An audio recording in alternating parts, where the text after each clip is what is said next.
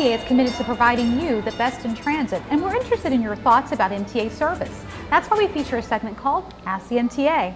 On each Ask the MTA, we give you an opportunity to ask MTA personnel questions you have concerning transit. And here to answer your customer questions is Festus Reynolds of the MTA Service Quality Division. Now, we recently took to the streets for your questions, and here's our first one. This is Justin Easton. I'm from Owings Mills, Maryland, and I'm wondering the status of the red line. Okay, so we have our viewer asking, what's the status of the red line? What can you tell us?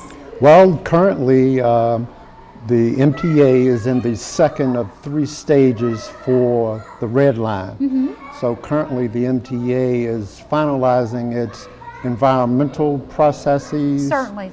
As well as putting together a financing package to show the federal government. Oh, that sounds like the most important phase of the project. So once we get that done and we get approval from FTA or Federal Transit Administration, we will be able to get the approval to start construction. So that means things haven't stopped, they're still progressing, right? Yes, MDOT, the governor's office, the administrator are all working very hard to implement the red line. Sounds great. Now on to our next question. My name's Meg Ament. I'm from Hampstead, Maryland, and I was wondering if there's double tracking up and down the entire metro line, and if not, if they could implement that to make service a little better and faster for commuters. Now we have some questions about double tracking. Now I know we've had intermittent service updates and maintenance on Metro, but is there a double tracking effort going on in Metro? We have double tracking from Owings Mills to Hopkins, and we're doing some major restoration work at Rogers Avenue. That sounds great. Now on to our next question.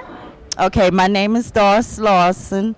I'm from Baltimore, Maryland, and my question is about the elevators being broke at a lot of the different locations, and if y'all could look into this matter.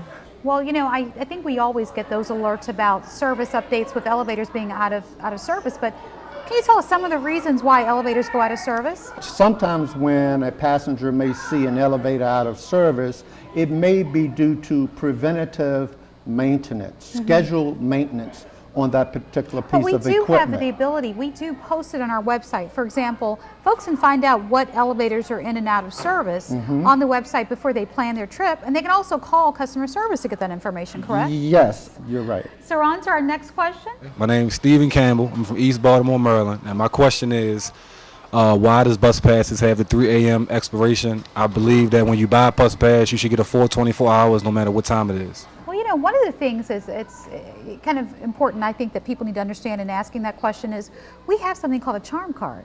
You know, folks have the option of getting a monthly pass or a weekly pass or even a charm card, which would give them a lot more flexibility in their ride. And those forms of media would actually save the rider some money. You are 100% correct. So if we have a rider who boards between 1 and 2 a.m., it would be more economical for that rider to just purchase a one-way ticket for $1.60, and then for the return trip home, purchase another one-way for $1.60 for a total of $3.20, which would save that passenger 30 cents over buying a day pass. But I go back to our old suggestion, get a charm card. Yes. And our next question. My name is Sashay, and I am from Windsor Mills, Maryland, which is the west side. I would like to know, why is the 77 bus always so late in the PM? It was supposed to come at 7:30, and I have a student pass, which is over at 8 for only student hours, and it comes after 8 o'clock, so which makes it hard for me to get home after school hours. Well, I would like to say that the MTA has done an analysis of the 77 line, and we are very aware of the loading conditions along the line, as well as other factors that may affect on-time performance.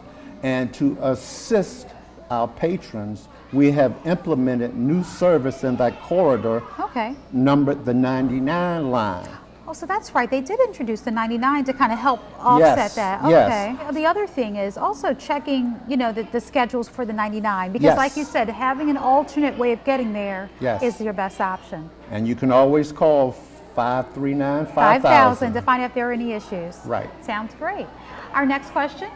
Sack Banger, west side of Baltimore. I got one question for the MTA authority.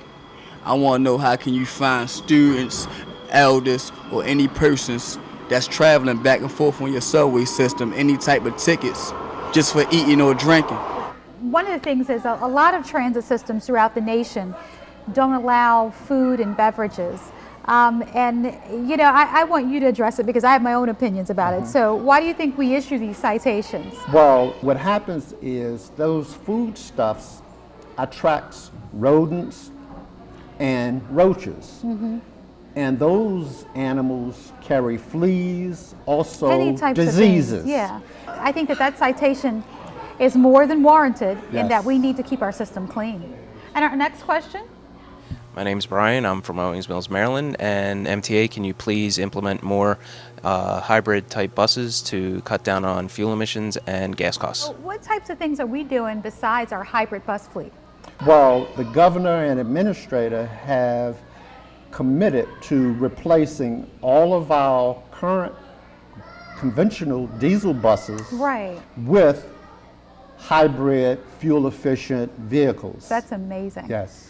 Now our next and last question is one we received from email by Mr. Bill Kravitz of Baltimore. Bill writes, in the local newspaper and on television, I will sometimes hear MTA referred to as MDTA. What does MDTA stand for? Is it another department or division within your expansive transit services? You know, that's a question that we get a lot, and I have to tell you, as employees, we sometimes get confused. So what is MDTA as opposed to MTA? Okay.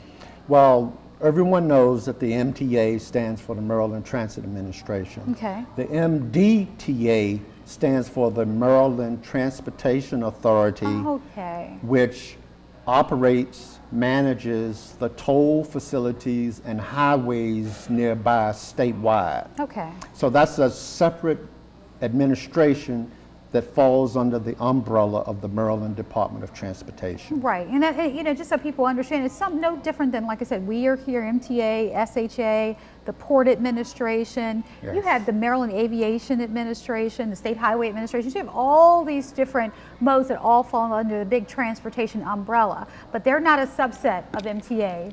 No. They're a sister or brother agency. A sister agency. Perhaps even a cousin. Yeah. Well, thank you so much for joining us today, and we have to have you back. You know a lot about the system. Well, I've been here 30 years. Oh my goodness, we got to talk more. If you have questions you'd like to ask the MTA, visit the MTA's television show link at mta.maryland.gov or drop us a line. You can even check us out on Facebook or Twitter.